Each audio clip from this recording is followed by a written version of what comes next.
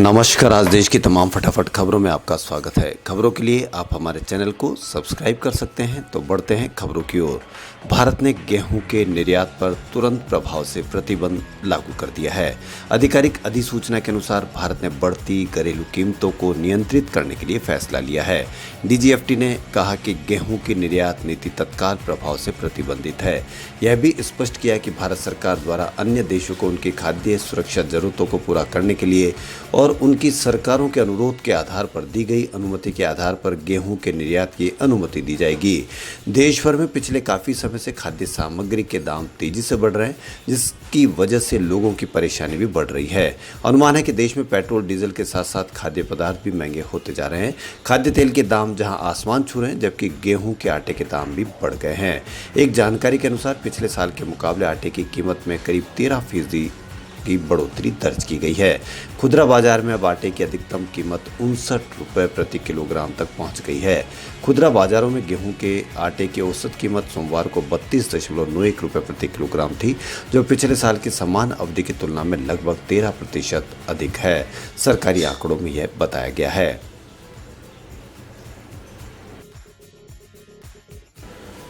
राष्ट्रीय राजधानी के पश्चिमी इलाके में मुंडका मेट्रो स्टेशन के पास स्थित 4 मंजिला इमारत में आग लगने से कम 27 लोगों की मौत हो गई, वहीं 12 अन्य झुलस गए। आग इमारत की पहली मंजिल से लगनी शुरू हुई। राजधानी में इससे पहले भी कई ऐसी घटनाएं घट चुकी हैं, जिनमें कई लोगों को अपनी जान गंवानी पड़ी। साल 2019 में दिल्ली के करोल बाग स्थित होटल अर्पित पैलेस में खतरनाक आग लग गई थी। इस घटना में भी 17 लोगों की मौत हुई थी। लोग होटल में सो ही रहे थे, तभी शॉर्ट सर्किट से आग लग गई और फैलती चली गई। शुरुआत में तो आग दूसरे फ्लोर पर थी, लेकिन उसके बाद तीसरे और चौथे फ्लोर पर भी आग फैली। शुरुआती जांच में होटल की लापरवाही की बात सामने आई थी। वहीं बवाना में पटाखा बनाने वाली कारखाने में 20 जनवरी 2018 को आग लग गई थी, जिसमें 17 लोगों की मौत हुई। दिल्ली हाईकोर्ट ने पटाखों के निर्माण में लगी एक फैक्ट्री मालिक को निर्देश दिया था कि वह यहां बवाना में 2018 में प्रतिष्ठान में आग लगने की घटना में जान गंवाने वाले व्यक्तियों के परिवारों के मुआवजे के रूप में प्राधिकारियों के पास 34 लाख रुपए जमा कराने को कहा था।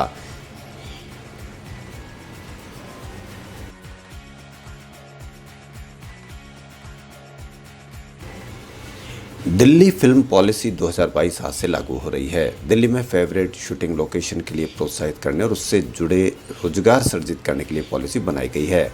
दिल्ली के उप मुख्यमंत्री मनीष सिसोदिया ने शुक्रवार को दिल्ली फिल्म नीति 2022 जारी की।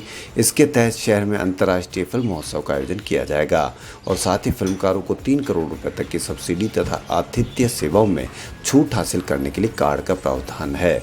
मनीष सिसोदिया ने कहा कि दिल्ली टूरिज्म की एक नई वेबसाइट हम लॉन्च कर रहे हैं। इसके जरिए दिल्ली को एक नए रूप में देख सकते हैं। इसी वेबसाइट पर सबसे ऊपर दिल्ली फिल्म पॉलिसी का लिंक है। यह पॉलिसी देश विदेश के फिल्म निर्माताओं, कलाकारों और प्रोफेशनल सबके लिए है। उन्होंने कहा कि फिल्म शूटिंग वालों के लिए अब तक अलग अलग विभागों से परमिशन लेनी बड़ी समस्या रही है। अब से भारत सरकार के विभाग, दिल्ली सरकार के विभाग, निगम, रेलवे, पुलिस आदि 25 विभागों से सिंगल विंडो क्लियरेंस मिलेगा, वो भी ज़्यादा 15 दिनों में। अब फिल्म शूटिंग के लिए परमिशन की प्रक्रिया पूरी तरह से ऑनलाइन हो जाएगी।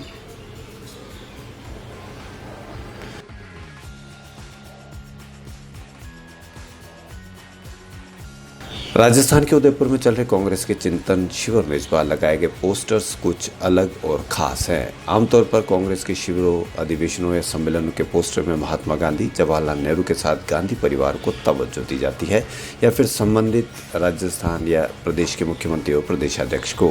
इस बार सड़क के दोनों लगे पोस्टरों में महात्मा गांधी, पंडित जवाहरलाल नेहरू, मनमोहन सिंह के साथ स्वतंत्रता सेनानियों को भी बराबर महत्व दिया गया है। पोस्टर में कांग्रेस का इनोवेशन चर्चा का मुद्दा बना हुआ है। आमतौर पर कांग्रेस के कार्यक्रमों में पोस्टर में गांधी परिवार या मुख्यमंत्री, प्रदेशाध्यक्ष के ही चेहरे नजर आते हैं, जिसे लेकर कांग्रेस पर कई बार परिवारवाद के आरोप भी लग चुके हैं।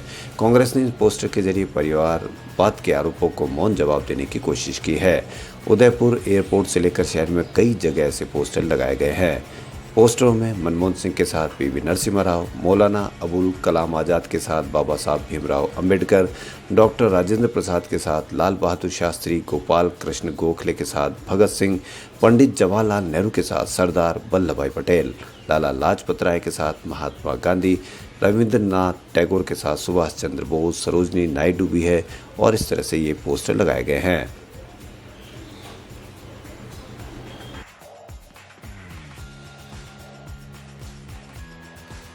उदयपुर में चल रहे कांग्रेस के चिंतन शिविरों के बीच पी चिदम्बरम ने केंद्र सरकार की आर्थिक नीतियों पर हमला बोला है।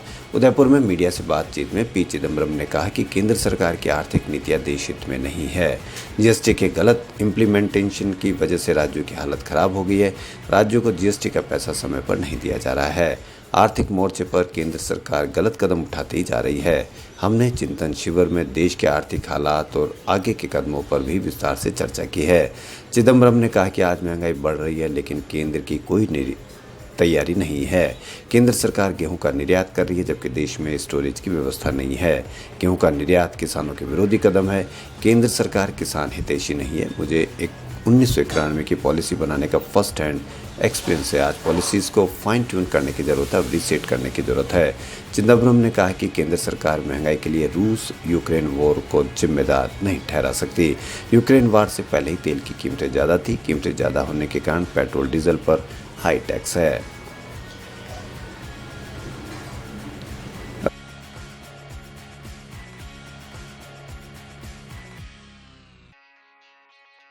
के लिए राहत की खबर, इस बार मानसून समय से पहले आने की संभावना है। मौसम केंद्र दिल्ली ने भारत में दक्षिण पश्चिम मानसून के केरल में आने की संभावित तारीख घोषित कर दी है। मौसम विशेषज्ञों के अनुसार केरल में मानसून के आने के बाद राजस्थान से तक इसे पहुंचने में औसतन 20 या 20 दिन का समय लगता है। इसलिए संभावना है कि राजस्थान में मानसून समय से एक हफ्ता पहले 16 से 18 जून के बीच आ सकता है। जयपुर मौसम केंद्र के निदेशक राधेश्याम शर्मा ने बताया कि भारतीय मौसम केंद्र नई दिल्ली ने इस बार केरल में 27 मई को मानसून के आने की संभावना बताई है। उन्होंने बताया कि मानसून की वास्तविक एंट्री घोषित संभावित तिथि से 4 दिन पहले या 4 दिन बाद भी हो सकती है।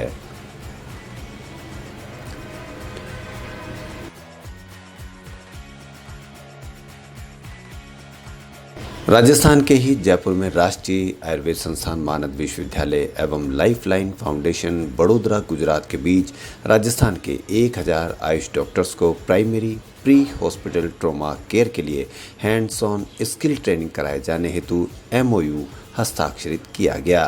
राष्ट्रीय आयुर्वेद संस्थान मानद विश्वविद्यालय की ओर से कुलपति प्रोफेसर श्री संजीव शर्मा तथा लाइफलाइन फाउंडेशन की तरफ से पद्मश्री डॉक्टर सुब्रतो दास ने MOU हस्ताक्षर किया।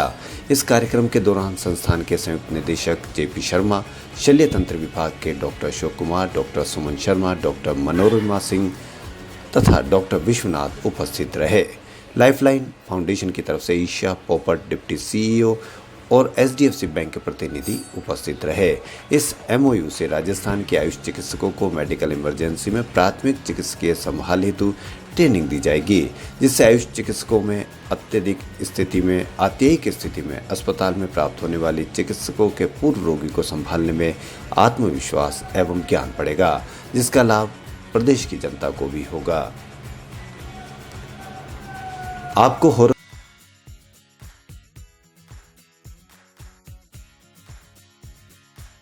फिल्में पसंद है? अगर हाँ तो आप क्या जानते हैं कि दुनिया की सबसे डरावनी फिल्म कौन सी है? आज बात करेंगे दुनिया की सबसे डरावनी फिल्मों की, जिसे शायद कोई भी व्यक्ति अकेला नहीं देख पाएगा, या देख भी लिया तो रात में अकेले सोने में वो 10 बार सोचेगा।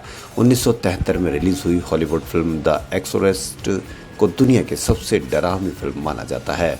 इस फिल्म में एक हॉलीवुड स्टार की बच्ची पर प्रेत आत्मा का साया दिखाया गया है, जिसे उसकी मां एक्सोर्सिज्म के सहारे दूर करने की कोशिश करती है।